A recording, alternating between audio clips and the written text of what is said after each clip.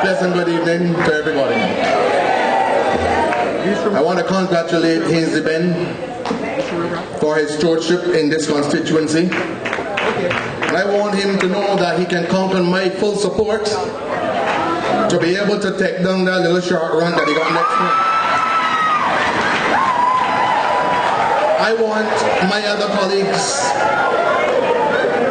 who have gone before me, who have indicated to you the good work of the party, I want to also congratulate them. But you know, Minister Ennis made a point that it's going to make me change gear this evening.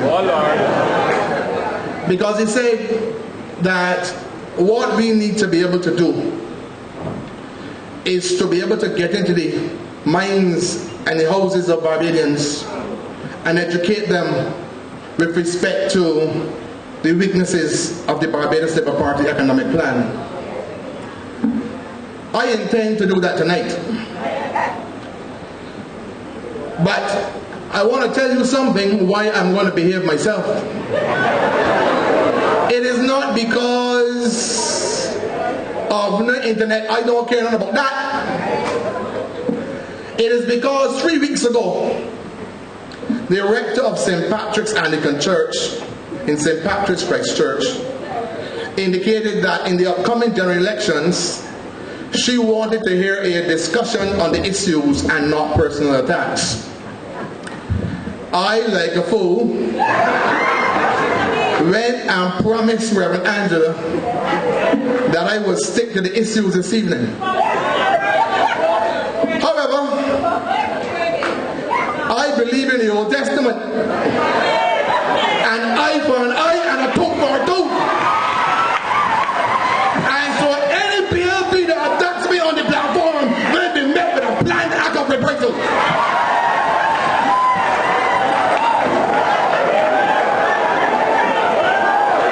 Carrie Simmons, your time coming soon. Very soon. But that is for the platform on the outside. Members of the Barbados Labour Party who was a racist recently.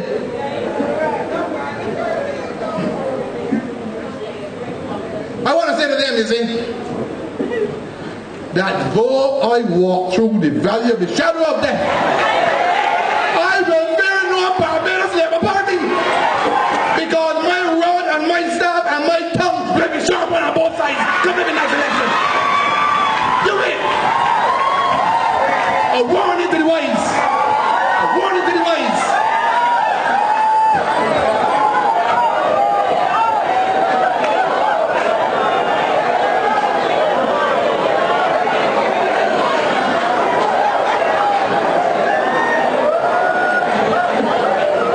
Fellow Barbadians,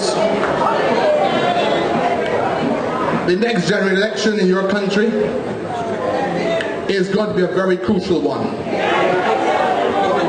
The economic recession that we are now navigating is the worst seen in almost 100 years. Therefore, your choice of government to manage your affairs during the next period is going to be very critical. You must analyze the data being presented to you thoroughly. You must then choose carefully between the economic policies presented to you by the Barbados Labour Party and the Democratic Labour Party. But I want you to be wary of unrealistic but nice sounding plans to confuse you. Be wary of snake oil salesmen who have magic solutions to Barbados' economic problems, even though they never manage an economy in a deep, protracted global economic recession. And most of all, be wary of flip-floppers. Politicians whose morning and evening words are contradictory. These are the worst kind of all, because they think that you are stupid. Owen Seymour Arthur is one of those kinds. But for you to understand the choices that you have to make, it is going to be necessary for me to carry you through a few aspects of recession and the agreed policies to deal with them. And I'm going to build upon that so you understand what the Democratic Labour Party has done, and you will be able to make your own choices as to whether what the Barbados Labour Party is not proposing and what we have done, which path is the right one. Look, we have had recessions in 1970, 1980, the 90s, 2001 and 2008. And they all started in the international economy. However, the Barbados economy was seriously affected by every single one of them. And when I speak about the economic features that have been affected by the various recessions that Barbados has experienced, I refer to features like economic growth, recessions being poor economic growth. I speak of fiscal deficits. What that means is that government expenditure is higher than its revenue because revenues fall during the recession. Not abnormal. I speak of balance of payment stress. That is the amount of foreign reserves that you have to buy the goods and services that you need to run the country. That is always down in a recession. Unemployment is always up in a recession. But yet we got some monkey kangaroos from up and down telling people about how many people have been laid off in Barbados. Unemployment goes up in a recession. Owen Seymour, idiot.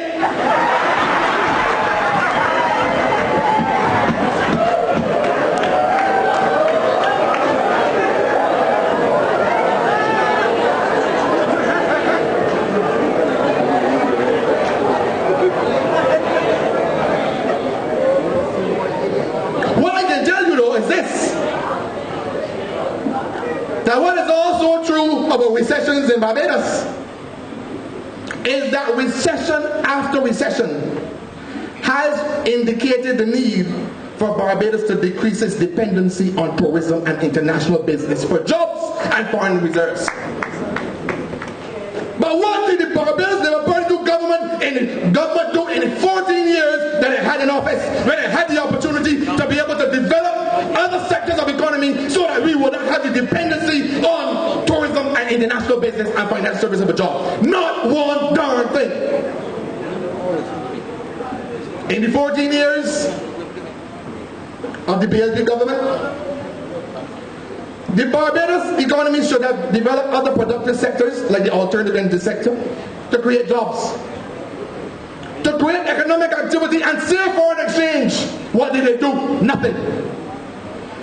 In the 14 years of the Barbados Labour Party administration, the Barbados economy should have developed the agricultural sector to feed the tourists, the school children, patients at the QEH, patients at the geriatric hospital, patients at the psychiatric hospital, so as to make sure all our farmers can produce morning, noon and night. They did nothing.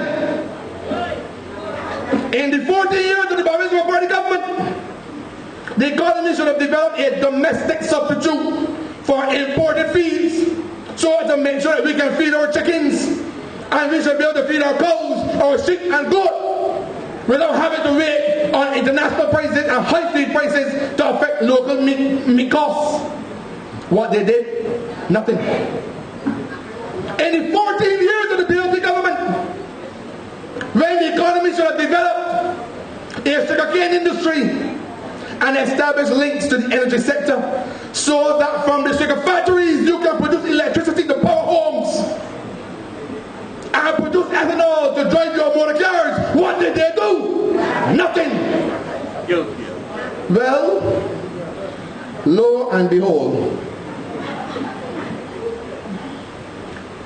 none of those things were done thanks to Owen Seymour Arthur. Look, let me slow down here for a minute. Globally, there are two accepted schools of thought which suggest different economic policies for managing economic recessions. There is one school of thought which supports stimulating the economy, and that which supports the introduction of austerity measures. Both purport to have the answers to reverse the recessionary features of poor economic growth, a high fiscal deficit, and a high debt. Let's go through these. How do you stimulate an economy? There's no magic to it, they're basic. The economy is stimulated via direct tax cuts. That is personal tax cuts or corporation tax cuts. And by indirect tax cuts.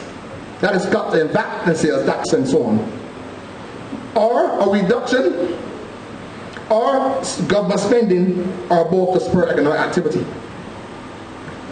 The theory is that by doing that, you're going to create investment, you're going to create jobs, and thus reduce unemployment. This strategy works and usually results in a short-term increase in the fiscal deficit and debt, which is then reduced over the medium to long term by the economic growth.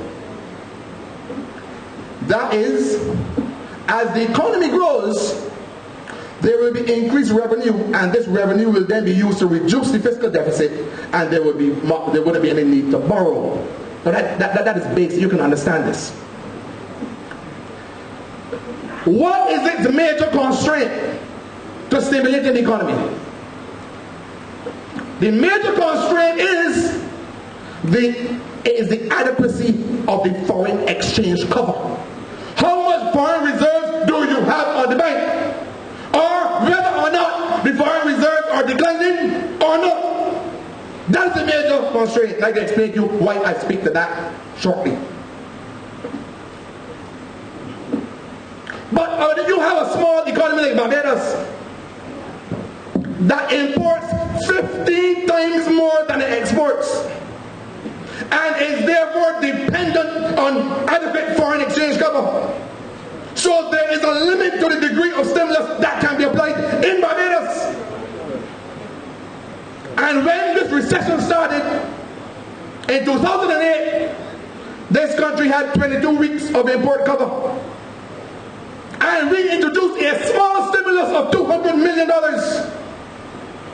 Do you know that the central bank reported in the last third quarter report that our cover has now been reduced to 16 weeks, from 22 weeks to 16 weeks. Now, we're not China that has $3 trillion in reserves. Now, how do you then introduce austerity measures? Austerity refers to a rapid reduction in government spending, or a rapid reduction in consumer spending. How do you do that? You do that essentially by government raising taxes on the consumers and on businesses so they don't have enough money to spend. And you do that by government cutting its expenditure. How does it do it? Cut expenditure on healthcare, cut expenditure on education, cut expenditure on housing, cut expenditure on wages and salaries, or cut expenditure however they can do it. You know what? It works. But if you start to cut too fast, and you cut too deeply, you then create a worse recession, and you create social fallout and political turmoil. That is what is going on in Europe. But listen to what is the IMF prescription for Barbados and Standard & Poor's. Send home workers, cut your salaries, so that you would then have a significant problem in sending school your children, paying your light bills, your telephone bills, and taking care of yourself. You will be on the streets. Don't listen to them.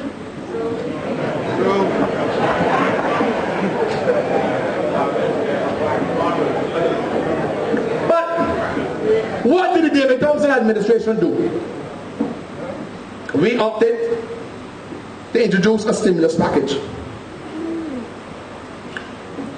And the stimulus package was done via utilizing monetary and fiscal policy.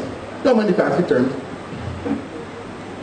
What the central bank did was to reduce its minimum deposit rate at the commercial bank to 2.5%. All that simply means is that when you put your money on the commercial banks, you get less for it.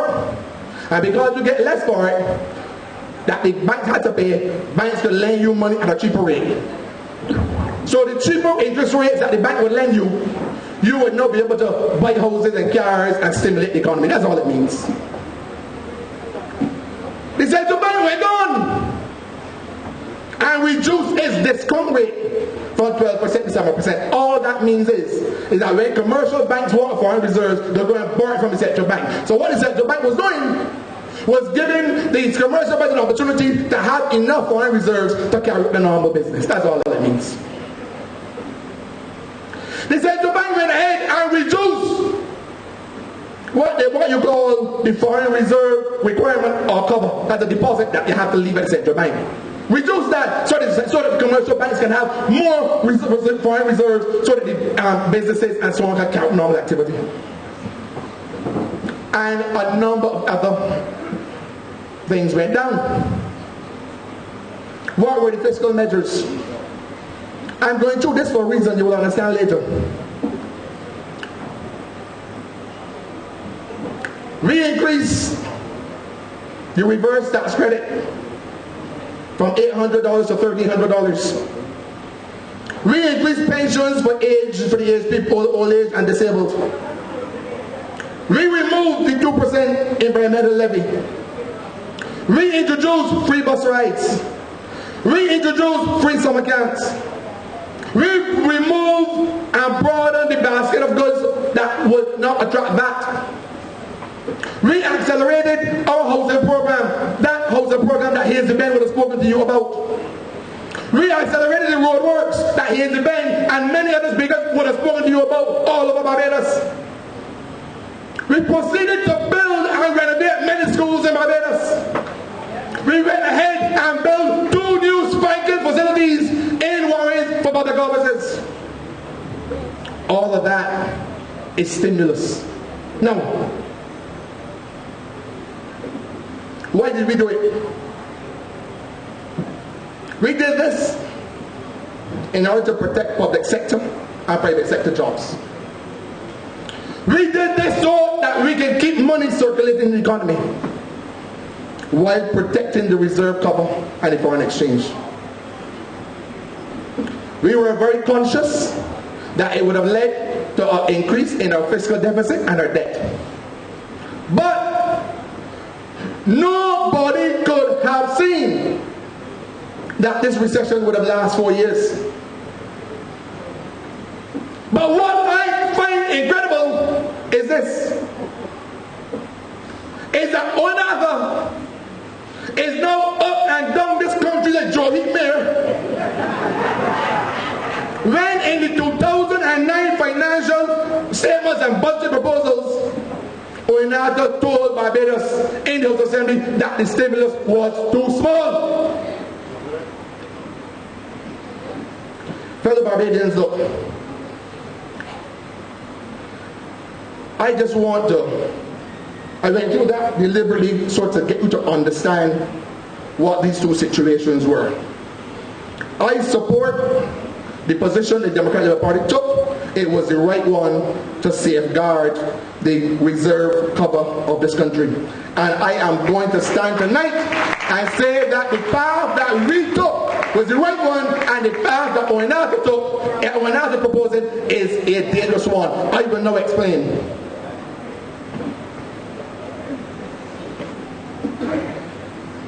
Oinaga, in January 2012, addressed the Human Resource Management Association at the Lloyd Erskine Sanford Center. And he said, and I quote, "In 1991, when the country ran out of foreign exchange, domestic measures had to be put in place to curb domestic demand. However, he stressed that since 2008, when the present economic cycle presented itself, Barbados' foreign reserve had remained more than adequate, and there was no case to be made for the government to introduce a policy to curb demand."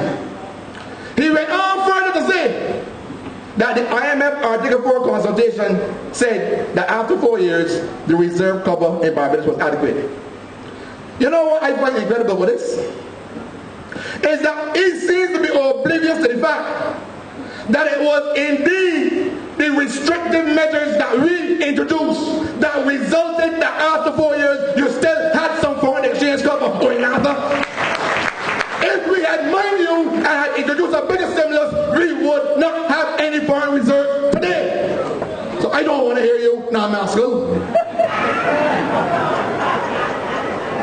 I have said to you already tonight that the BHA and the Central Bank has reported that we have had a decline in the foreign exchange cover from 22 weeks to 16. The Central Bank reported by the third quarter of this year, that we lost $118 million in foreign reserves over the year.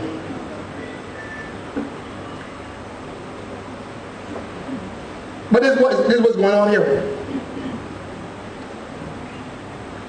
To underscore my point, in the weekend nation of President 17-2012, while Owen responded to Moody's economic report, Owen said, and I quote, "The seriousness of Moody's representation is that the stability of our exchange rate, which has been the anchor of our economic stability for the last 40 years, is now put in serious question." Now, what a profound statement.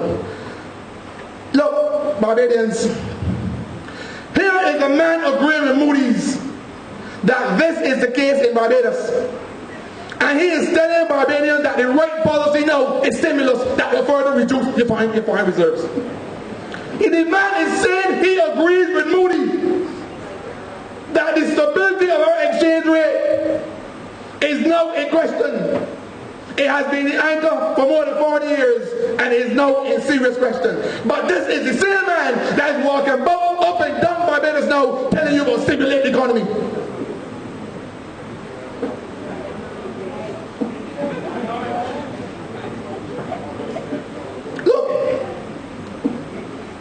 Don Belennis has already said that Owen is on record saying that he was going to reverse all the DLP policies. All I want Barbadians to understand is that we are facing the ball that licked down Nelson. And if you give Owenada a chance to implement the world-class policies he's planning, he is going to mash up this country just as he did Jamaica. If you love this little rock, then I do not care how old you are. I do not care how young you are. Whether you are in a wheelchair or not, or you have to be lifted, you must vote in your thousands against this economic risk called Owenada and the Barbadian Party. But look, he's up and down Barbados telling people about we being downgraded. Let me tell you the countries that have been downgraded with Barbados.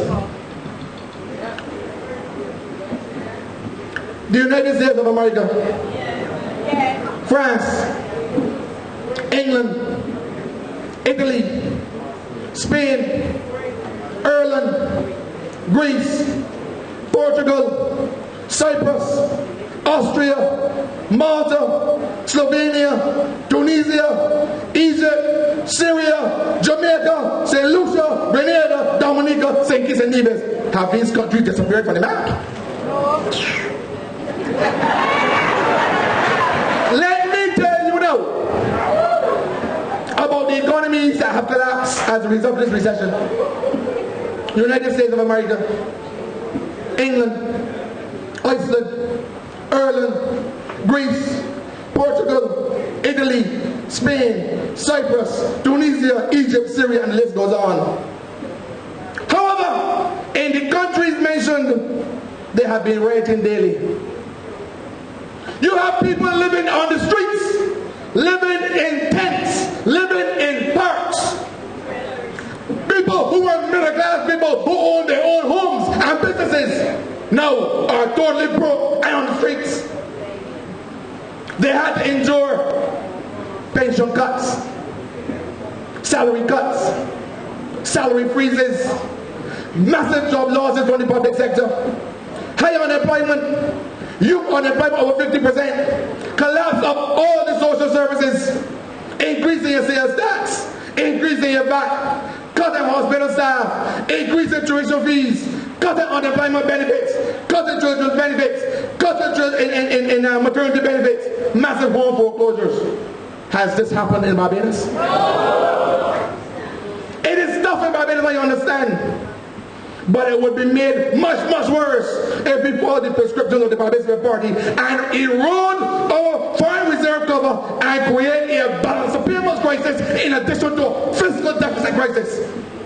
That is a hole you can't get out of, and you must never let one another create a balance of payments crisis by stimulating this economy with a decline in foreign reserves and an international economy that is not going to create the opportunities to earn foreign exchange. It is absolute madness. It is hard work. Somebody call the psychiatric hospital farmer.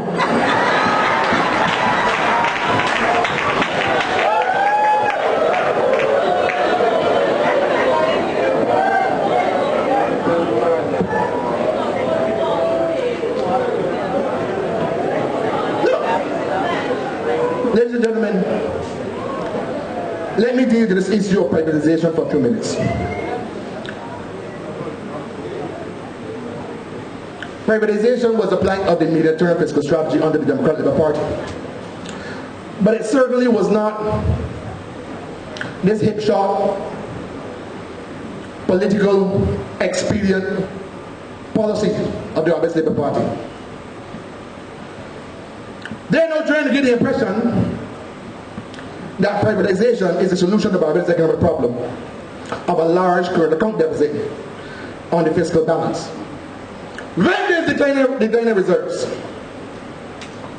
Clyde Maskell 3 months ago said that what the economy needs is a lump sum of money to retire the debt and provide tax ease. But let me tell you something when you analyze that further. You may sell off the government assets and get a lump sum of money. Yet yes, you can retire debt. Yes, you can improve the fiscal deficit. But he fails to consider that the provision of tax ease may have grave implications for your foreign exchange cover because the money will be spent importing goods and services that we cannot afford at this stage. The only way that this can work is if you do like Oinata and sell out the gold to foreigners. You would have to sell all of the local assets to foreigners so they can bring in foreign exchange to properly net international reserves of Barbados. No, I just said he is telling workers about privatizing in their interests. I am telling you the only way it can work is if you sell it to foreigners and other international people to get foreign reserves. It can't work no other way. Mark my foolish words.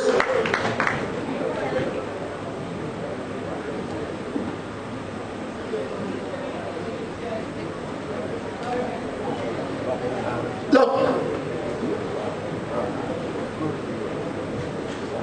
this is not the first time that the Barbados Labour Party was toying with mass selling of government assets. I want you to remember when they threw me out of Parliament, when the Speaker of the House got up and raised his fist at me. And you know, I was inching close to the mace.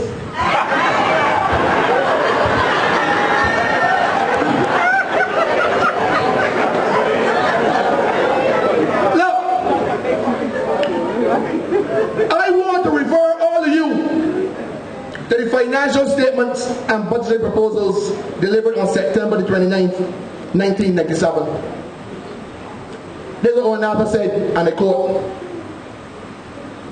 "Government will implement a privatization program to broaden share ownership and to broaden activity for the Securities Stock Exchange of Barbados." He said the institutions that will be involved are as follows: the airport, seaport, BNB, he said that already, ICB, he said that already, CBC, Barbados National Oil Company, NBC, and Barbados Bank and Finance, he sold that too. Let me ask you, average Barbadians, how many of you trade stocks at the stock exchange? I will put it to you that the average Barbadian does not have a culture regarding trading stocks. Correct. Rare stocks. The money, I can tell you, I don't know about Miss Ford in Church Village, in Valentine, down by Hazy Meadows, in Nelson Street, Orleans, that know anything about stocks and bonds. That is not the culture of average Barbadians. But you know, I want to ask you another question. What has been the history of privatization in Barbados? When Havens was sold, who bought it? Any of you? When the RSC plant was sold, who bought it? Any of you? When the government sold the shares and gave it away to BT, who bought those shares? Any of you? When BNB was sold, any of you bought the shares? When ICB was sold, any of you bought the shares? Thank you, Richard. Look, the Barbados Labour Party is setting up to make sure that private investors hoof the family heirloom. They are setting up to make sure that they concentrate the economic power and wealth in this country back in the hands of wealthy Barbadians and investors. That is what they're trying to do. And if you people in Barbados allow it to happen, well then shame on you. Thanks so much, Arthur.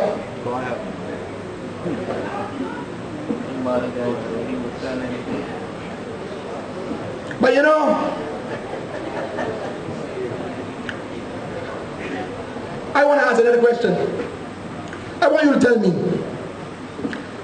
how the financial fortunes of CBC, Transport Board, and LPC will be changed by simply asking the workers around them? They are bankrupt companies. They rely on government to be propped up to the tune of millions of dollars per year.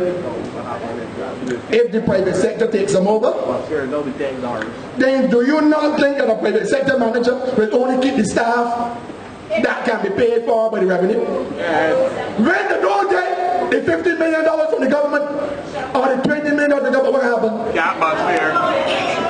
Look, I want the workers not to be hoodwinked with that nonsense and to be smarter than that. Do not buy companies that are bankrupt. But let me say two things about the airport and the seaport and what my position is. The airport and seaport are part of our national security interests. Correct. And in a small country like Barbados, they should not be in the hands of the private sector. I also want to say that the Barbados National Terminal Company and BNTCL are part of our energy security, just as important as our national security. They should not be in the hands of private interests. You know why? Let me explain. Right now, we produce local crude. We import fuel oil, diesel, and so on. But because it is a public service, the throughput costs coming into BNOCL and to the storage of BNTCL, the government doesn't charge any.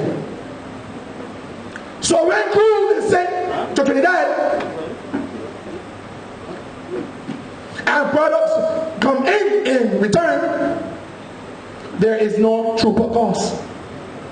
Now you tell me,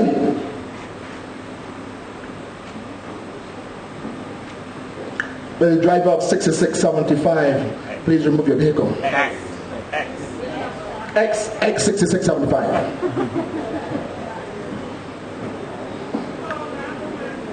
No, I was telling you that given that those fuels come in and it's stored at the NGCL and there is no cost for managing and administrating that input, there is no cost of product leaving those terminals. There is no cost to you when those products are sold or sent to Trinidad for refinement. Do you believe that when they are put in the hands of a private sector person, that they're going to absorb all of the true costs? No. Those costs will pass on to you, and you're going to have a massive increase in the cost of diesel, gasoline, and kerosene in Barbados. I am giving you a warning. Do not let it happen. Don't vote for them.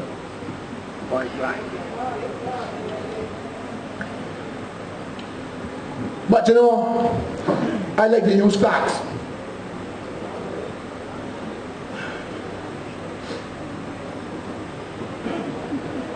When Arthur said, while addressing the Barbados Labour Party's 73rd annual conference, you know what they're saying? He was addressing the Barbados Labour Party's 73rd annual conference. And his statement was carried in the Daily Nation of Monday, October the 31st, 2011. This is what Arthur said.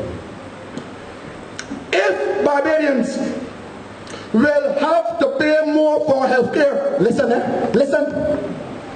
and access to tertiary education in the future, then let us give them tax incentives so that they can do for themselves what the government used to do. Can it be more clear than that? Can it be more clear than that? I don't read it again. I don't read it again. Yes.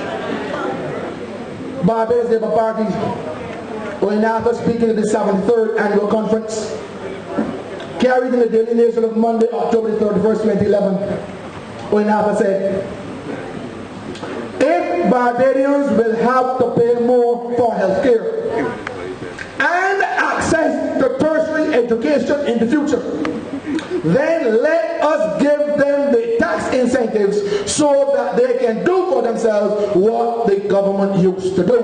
The future is now here. This is part of the privatization program, or in Arthur's own words. Now, but I want to say something going Arthur and the Barbadians and to the students at the community college, the polytechnic and the university, and all of those mothers and fathers who have students going there now and in the future.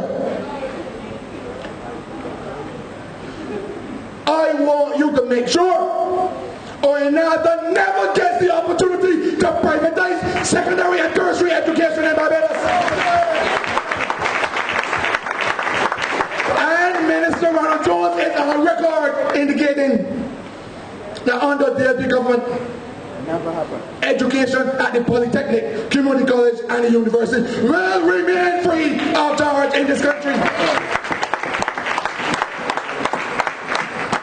But you know, I like facts again. Arthur again, addressing the Barbados Chamber of Commerce and Industry, October 2012. You know what he said? According to me again, because you know he's a flip-flopper. There's words in the morning, words in the night, and I'm going to show it a little bit later. He said, we have to adjust government spending in education. What I said? And healthcare, while offering the private sector an opportunity to step in and contribute to these sort of stuff. When I don't understand what the man saying, you cannot give Barbados an opportunity to destroy educational sector in Barbados. Please don't do it.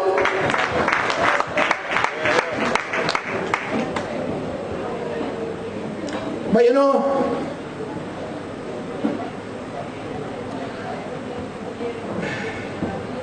I want to tell one other something tonight.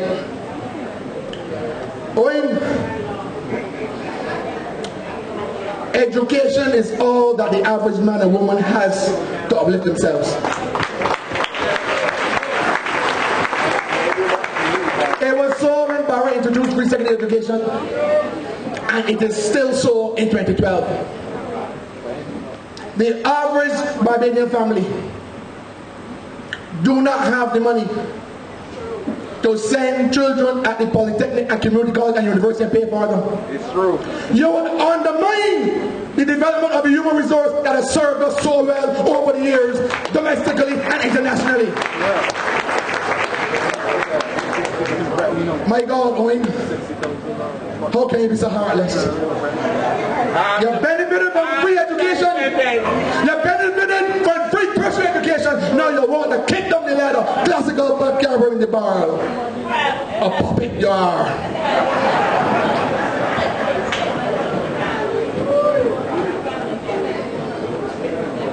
Look, I want Owen to understand what they do.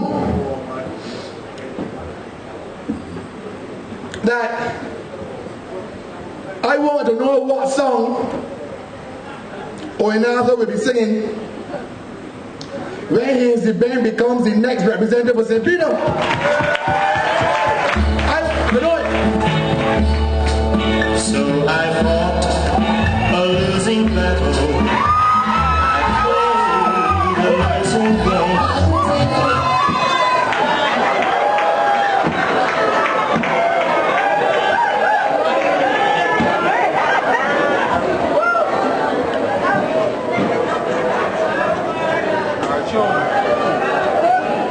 Ladies and gentlemen,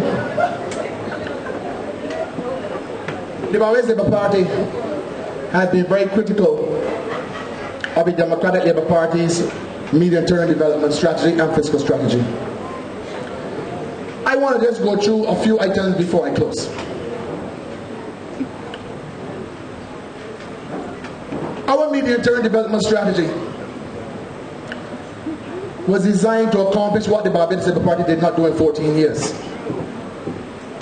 It was designed to develop new productive sectors of the economy so that we would not depend on international business and tourism in the same way, and as a result of that, create additional jobs and opportunities for Barbadians.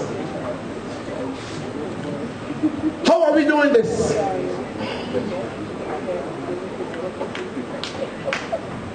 We're doing this by the development of a vibrant alternative energy sector in Barbados.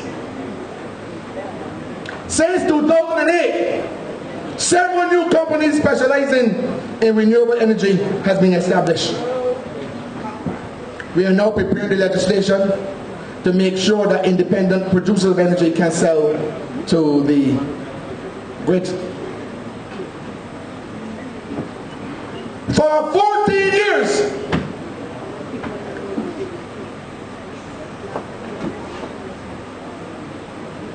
we never had an opportunity to restructure the sugar industry. We have gone very far in creating the new single sugar factory that will decrease our dependency on oil and create jobs in Barbados. This factory is going to produce enough electricity to power 45,000 homes in Barbados. That means a saving of over $150 million in foreign exchange every year. That is how you can then take that money and give relief. Relief at the level of taxes. You don't do it when your balance of payment position is under pressure. You do it when you are creating opportunities to save your balance of payments and save foreign exchange. That's when you do it. That's what we're trying to do.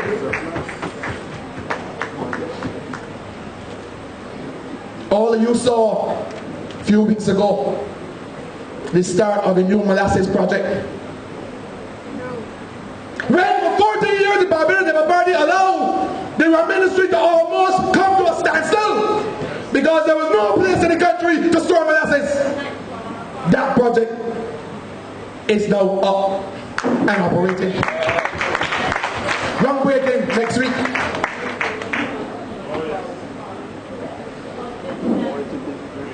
We have a food import bill of over $900 million. What did they do about it? Let me tell you what we have done. Given that the majority of small farmers in this country, farmers are small and medium-sized farmers, and they don't have the capacity to prepare the grounds, we have instituted a national tractor cultivation program. The tractors are here in Barbados, and the project will be launched December the 15th, so help me God. What that is going to do is significantly increase the amount of local production of food in Barbados and reduce the import bill. That is how you save foreign exchange. You can now take that money and apply it to tax relief. You don't do it, Masco, by selling out assets to the richest man. You do it by creating new enterprises to save foreign exchange so it's sustainable in the future, you jackrabbit.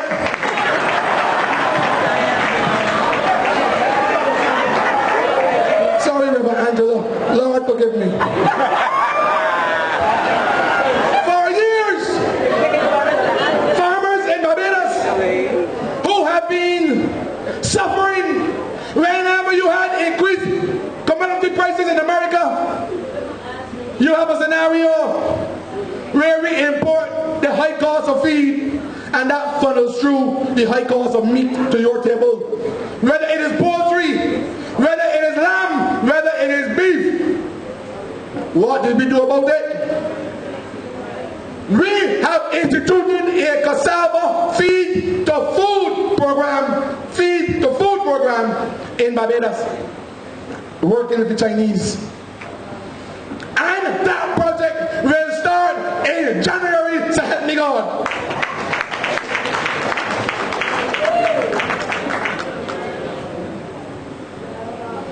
The Barbados Water Authority struggling to maintain opportunities to supply services to St. Philip and part of the Southeast Christchurch. 18,000 lots to come on stream. No water. For 14 years, the Barbados Water Authority did what? The Prime Minister transferred that responsibility to me on June the 15th, 2011. And the St. Philip Water Augmentation Project, the contracts have been signed.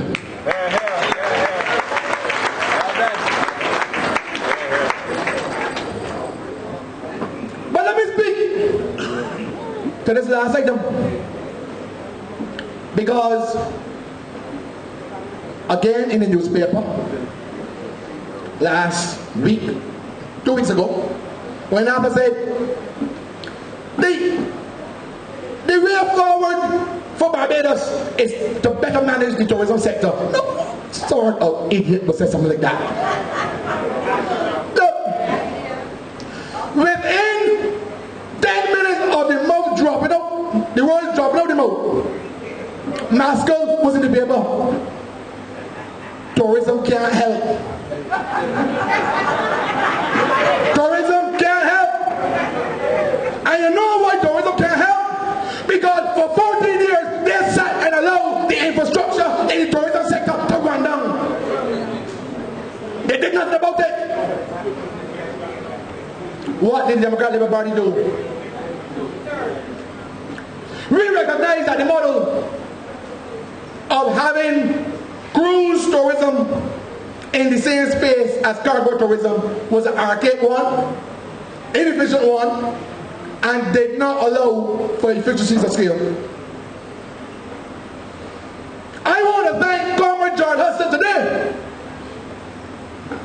because work will start very soon on a new cruise fare and berths.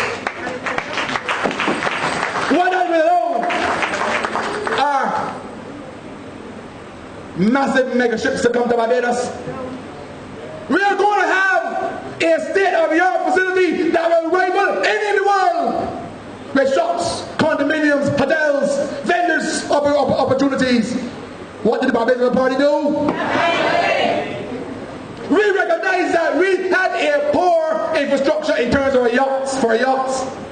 Look at our coinage was wonderful, uplifting. Thanks again to George Hudson. They have conceived a project that was left to languish for 14 years under the Barbadian Party. A new Pierhead Marina has now been brought into fruition. And very soon, that will start. It will transform the inner Caribbean Basin and make it a modern marina facility that can rival anyone in the world. What did the BLP do? No. You imagine that these are the people that are asking you, the people of this country, to have confidence in them again and to vote for them again. When I've just identified about 15 projects that we had to come and get done in the interest of the tourism sector and the interest of diversifying the economy, they sat down for 14 years and did nothing to diversify the Barbadian economy, keeping us dependent on tourism and international business. Well, I want to say this in closing.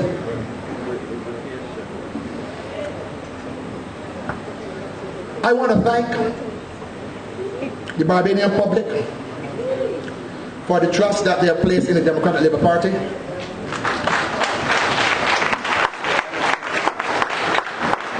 To chart this economy through the most difficult economic period the country has experienced. I have shown you the new enterprises that are coming on stream to create jobs, to create economic activity, and to generate revenue for the government. You have not seen one of those developments in the 14 years of the BLP administration.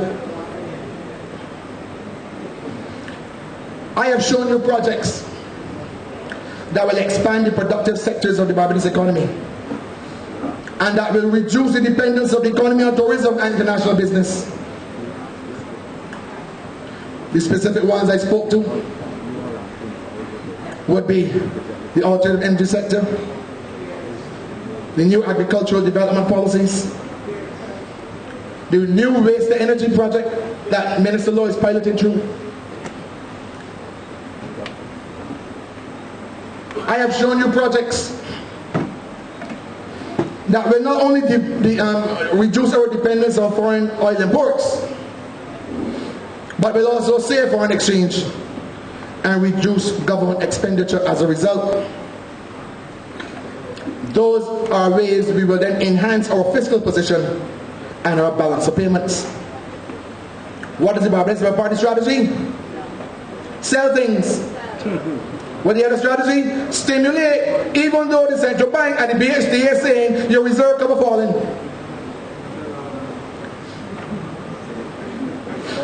Fellow Barbadians, this is how you deal with a high fiscal deficit problem, and this is how you deal with a threat to your foreign reserve cover over the medium term. The ball will soon be in your court, and you will have a choice. I'm asking you tonight, all of those who can listen to me wherever you are, to protect our state assets and do not let them be concentrated in the hands of the wealthy in this country.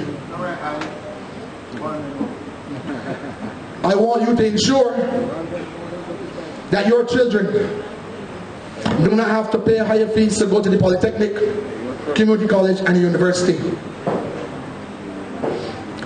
Let this administration continue and bring those new enterprises that we have started. There are several others I haven't spoken about. The reverse osmosis plant, the new wind energy complex in Barbados, and the list goes on, but is the time will come for that? All that I have outlined to you will expand the economic base of the country and create jobs. We have done the hard work. Please don't reward them now. I know it's silly season, but Arabara educated you to be a critical thinker, not to be a follower of rubbish. Garbage. So I am counting on you tonight that when you leave here, that you go and you find every lover of the Democratic Labour Party, even bring some from the grave.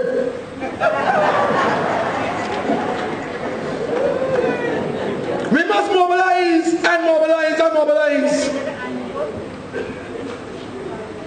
We must tell our children about the threat to their education and their health care. You heard me read up on other statements. He can't give that one. 2 statements.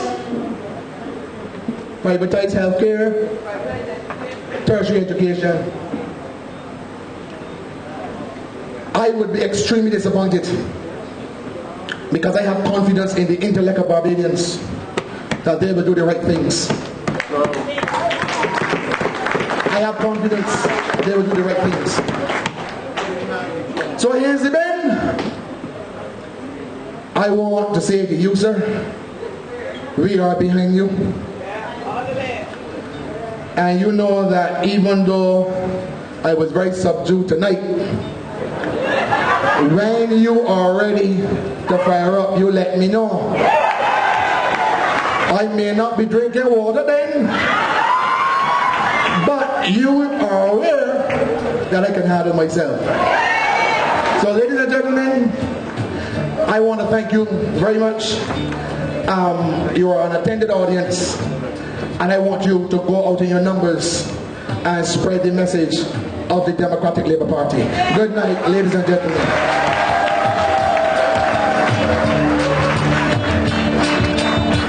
Never needed nobody.